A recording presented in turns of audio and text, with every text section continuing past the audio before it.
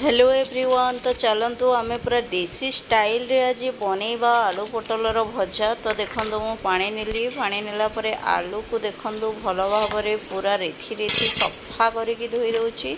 आलू आ पोटल को देखो एमती पूरा सफा कर धोईदेवे। सफा कर धोईदेला देखो ताको छाणीदवा जमी पूरा पानी से पलैब। ये देखो कड़ई बसैली, कड़ई रे देली तेल, सोरष तेल यूज करनी, खरा मास पेट गरम हो तेल देला पकईली सोरष, तापर पकईली पियाज और टमाटो एका संगे पकईदेली कहीं आम आज पूरा देसी स्टाइल रे बनैबा आलू आ पोटलर भजा।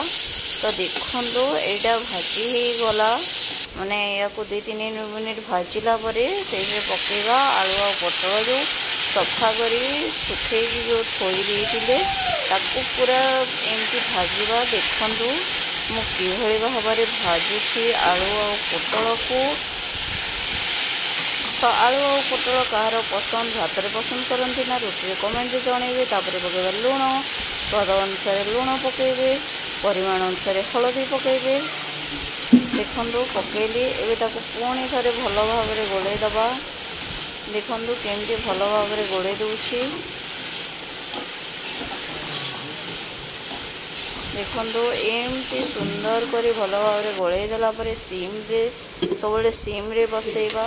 देखो सीम्रे बसला उल्टा पाल्टा मझे मझे करदबा। ये आमर रेडी हो गला आलू आ पोटलर भजा। तो किए रुटी भल पाती, किए मुढ़ी भल पाती, किए पखाड़ भात भल पाती, किए सुखा भात भल पाती।